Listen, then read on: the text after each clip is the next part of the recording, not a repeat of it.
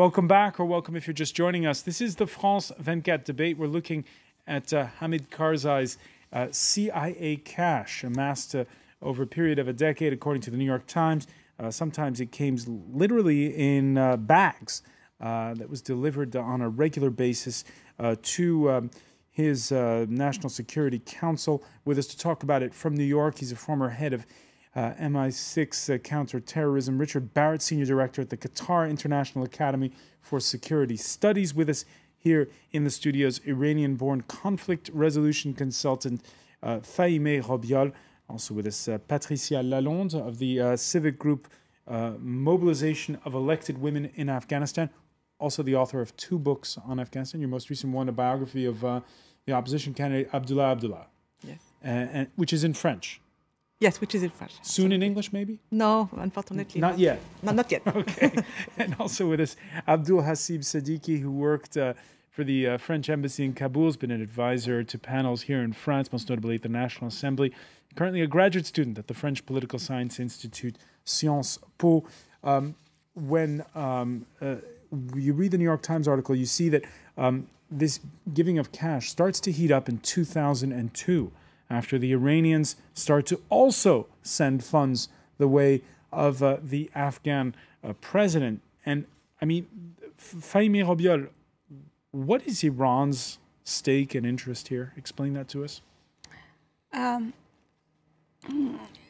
this region, this type of cadeau is very common. It's very common. And sometimes the person who doesn't accept it will often the person pay the consequences. Yeah. So. But what's in it for the Iranians? Why were the Iranians? I guess what surprises people is are the Iranians on the side of the Americans here? Not at all. But you can be in the side of Afghanistan without to be in the side of United States. And this is a way to buy the attention of Afghanistan toward the Iranian rather than American.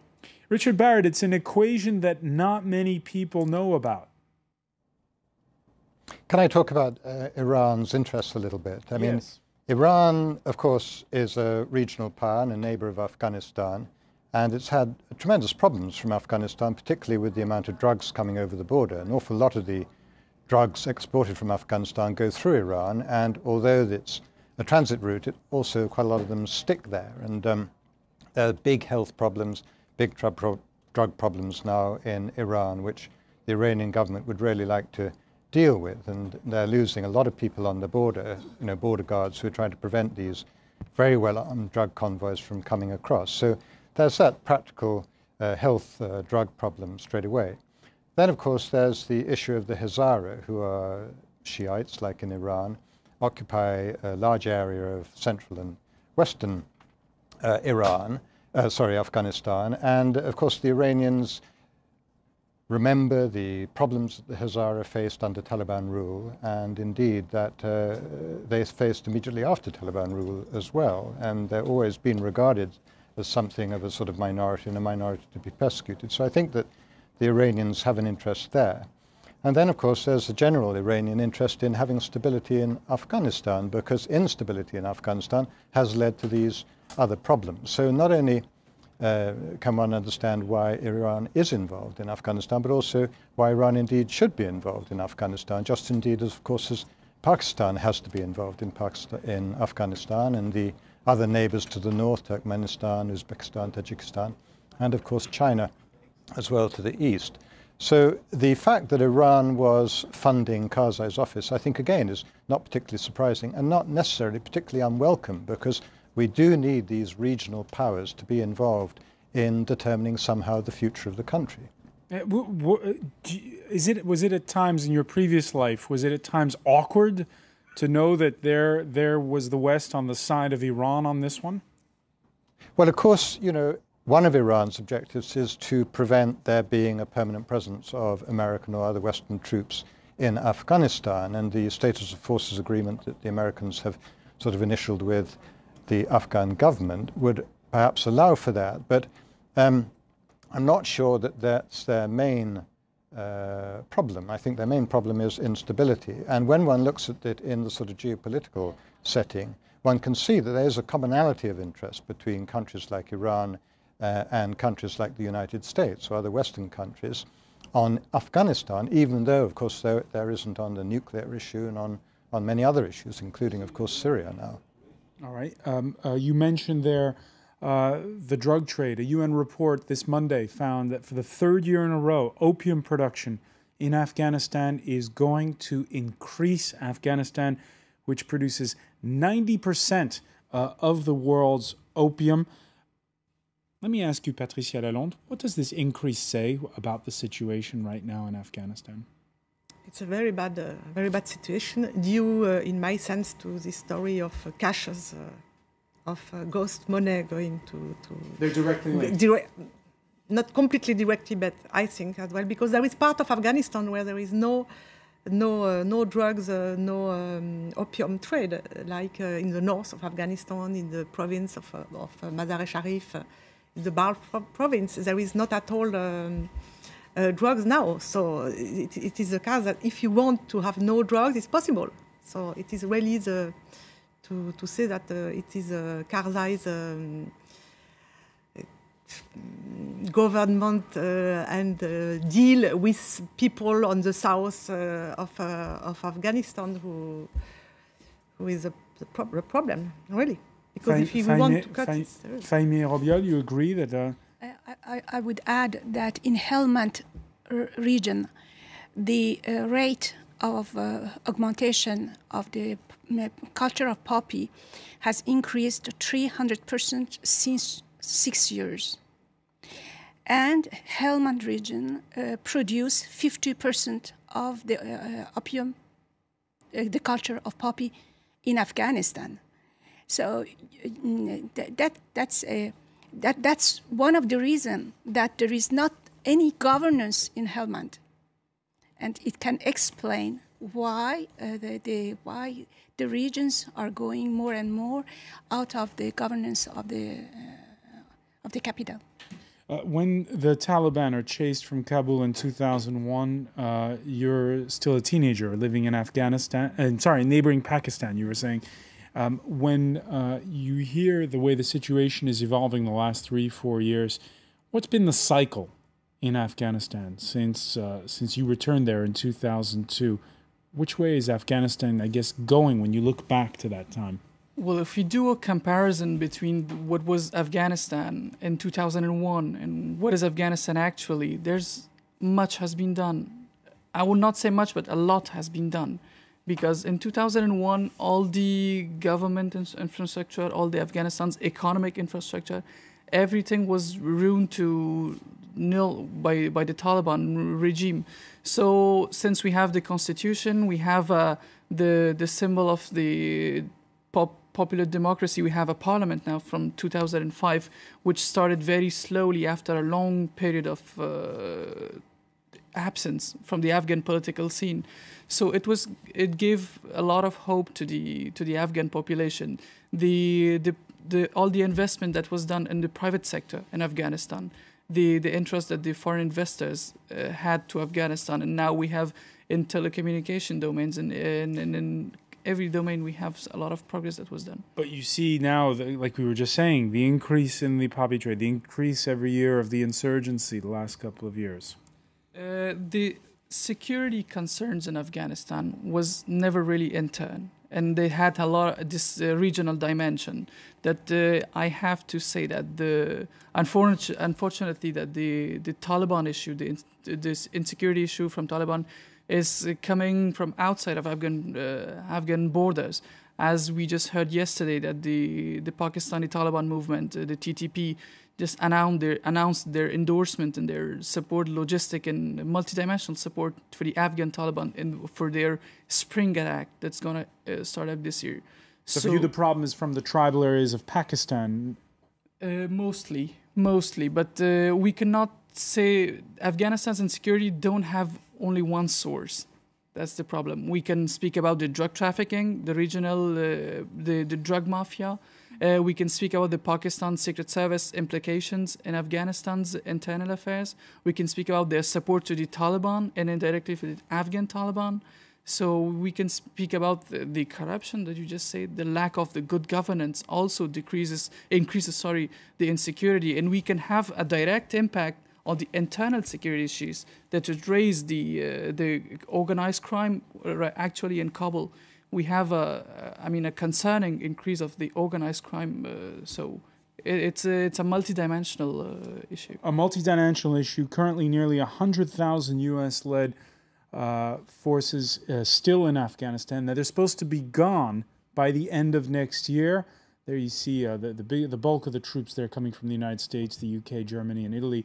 The outlook is bleak, though, says France's outgoing ambassador to Afghanistan. He gave a blunt farewell speech in Kabul last week. Bernard Bajolet, who's going to be heading the French intelligence service, the DGSE, saying we should be lucid.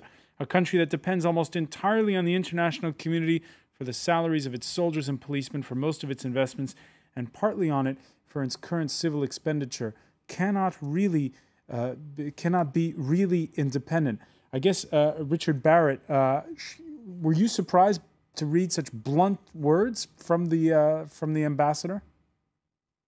I suppose it was surprising that Ambassador Bajolet said them in public and in a reportable fashion, but not necessarily that he thought them. I think his attitudes and opinions are shared pretty widely among the diplomatic community in Afghanistan. I mean, I've been going to Afghanistan at least once a year for the last 8-9 years, and it's hard as a foreigner particularly to see evidence of these improvements. Of course, one knows many more children are going to school, there are businesses starting up, you know, there's some 20 million cell phones now being used in Afghanistan, all this sort of thing. But fundamentally, when you go to Kabul particularly, you find that the walls are higher, the barbed wire thicker, and the access more restricted into the UN or into embassies or into bases and so on, even into ministries. And that, of course, is something that one worries about. But, of course, the drawdown has begun, and I think that you can relate some of these issues of insecurity with a natural sort of swing of the pendulum as the American soldiers and other coalition forces stay in their barracks rather more and do less patrolling. And I think as the Afghan army managed to take over and move into those areas to fill those gaps, then perhaps the balance will redress itself again. And I think that, you know, if you look at drugs, for example, and I see the Afghan Counter-Narcotics Ministry estimated that the value of drugs out of Afghanistan in 2012 was about $70 billion. And even if only 3.5 billion of those dollars stay in Afghanistan, then nonetheless that sort of money is enormously corrupting of society, even though you have improved infrastructure, education, and all these sorts of things as well. Right. I guess it sheds into context the $10 million given by the CIA. This Tuesday, roadside bombs in southern Afghanistan killed 3 NATO service members, 5 Afghans. Over the weekend, the Taliban announcing the imminent start of their annual spring offensive, a statement downplayed by authorities in Kabul.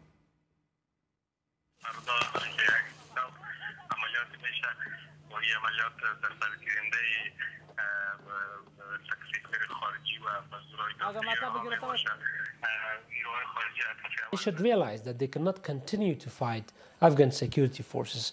They have to realize that they will be killed if they fight so. So that's why their call and their campaign and offensive against the country is all in contrary to or against our call for peace. It means that they are not still accepting our calls for peace. And this is very unfortunate. So, Patricia Lalonde, we're still waiting for those substantive negotiations to start between the Afghan government and the Taliban. What are you hoping for? What are you expecting? I am not hoping for negotiation with the Taliban. I think that it was not a good idea to speak about negotiation with Taliban during 6 years. Negotiations with them. No, we should not have talked to the about negotiation since many years. You know, it's since the London conference in 2006, we decided to speak with the Taliban.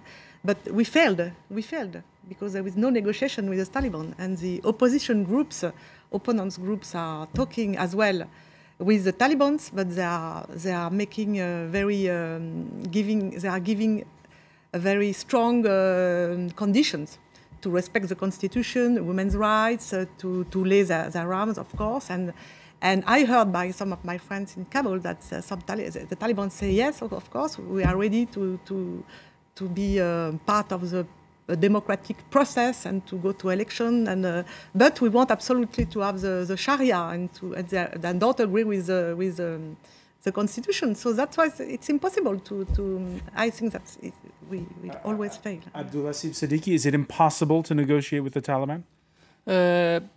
Actually, no, it's not impossible. But we choose, I think, a wrong way. A little bit, I would not say wrong, but a more difficult way. Because now what I'm saying, the message that the international community should understand that it's we can negotiate with Taliban, but we should not give them the feeling that they're in a superiority position, because Afghan populations are esteemed at around 30 million, and they're just around the estimates. They're about 35 to 40,000 people, is Taliban. So we can a nation cannot kneel in front of this Taliban. We have now a constitution. We have a government, a democracy in Afghanistan. We paid a very high price for this since the last 10 years. Not only the Afghan people, but the international community. We've lost a lot of foreign soldiers. We expended billions of dollars in Afghanistan. So we cannot just say that, okay, Taliban, you can come back and we can negotiate about the constitution of Afghanistan. Richard Barrett, how will it play out? Well, I think that we have to talk to the Taliban in some way. I mean, there's no way that they're all going to get killed. Of course, the Taliban is not necessarily a homogenous group. There'll be many people within the Taliban who are ready to lay down their arms and take part in the future of Afghan government. And there'll be others who want to carry on fighting for whatever reason. But the main thing is to start a process. And I think that it's better to start a process while the Taliban are moderately united, if not completely united, under one leader, so that you have somebody to negotiate and talk to. I mean, it'd be really great if the Taliban allowed elections to proceed in the areas under their control. I mean, that would be a very good thing for Afghanistan, and a good thing for Parliament too, because I think it would allow into Parliament, into that democratic process, some of the people who could speak for the Taliban rather than shoot for the Taliban. All right, so but sorry. I was going to say better to have him in than out. We're out of time, but I want to thank you, Richard Barrett, for joining us from New York. I want to thank our guests here in the studio, Fahimeh Robiol, Abdulhasib Siddiqui, and Patricia Lalonde. Thank you for being with us here in the France 24 debate.